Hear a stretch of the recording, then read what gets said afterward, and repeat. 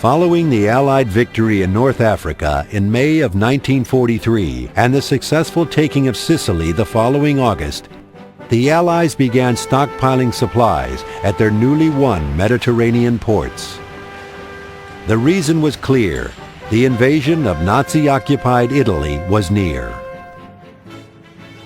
On September 8, 1943, as the troop carriers sailed towards landing sites, word was flashed that the Italian government had surrendered to the Allies. However, the Germans in Italy were not about to give up without a fight. The invasion would be a joint operation led by the British and Americans, commencing on September 9th.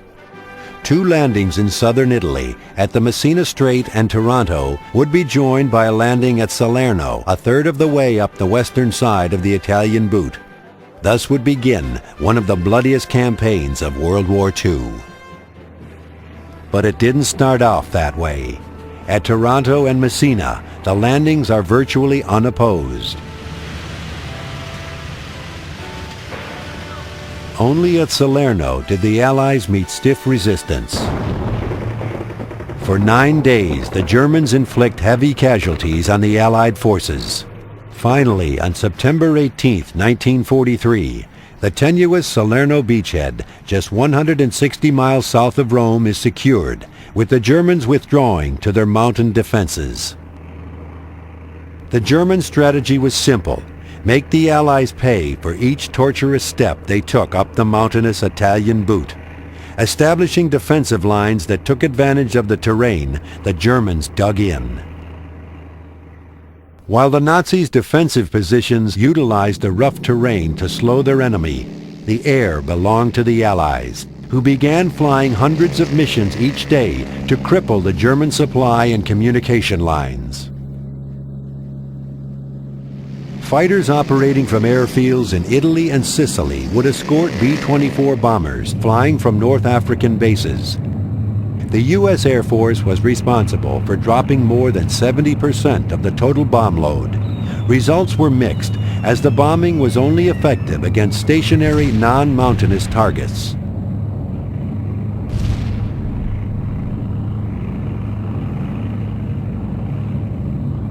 Fighters, due to their greater maneuverability, had a little more luck on strafing runs against enemy units.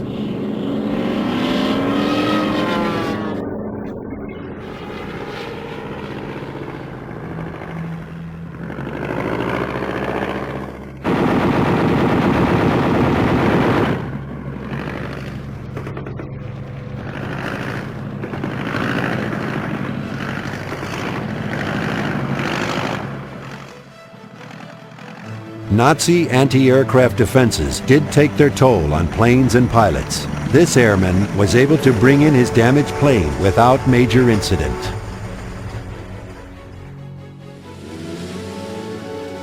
The flyer in this fighter was fortunate to land and get out before it burst into flames. Leaking fuel had turned this aircraft into a ticking time bomb on the runway.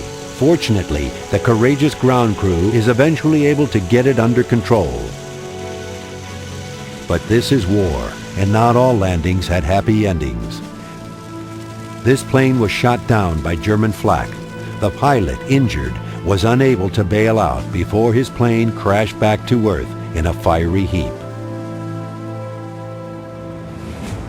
On land, the Allies slowly pushed the Germans back.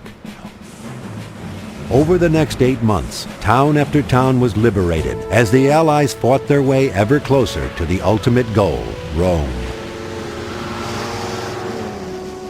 On June 4, 1944, the first Allied troops entered the Eternal City, to the delight of its citizens.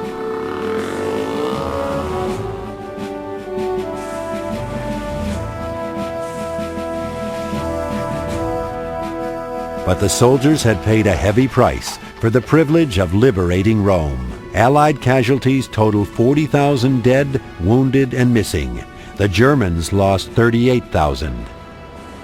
The Allied soldiers in the free world would revel in the glory of taking Rome for only a fleeting instant, as 2 days later, on June 6, 1944, the world's attention would be riveted on the shores of France at a beach called Normandy.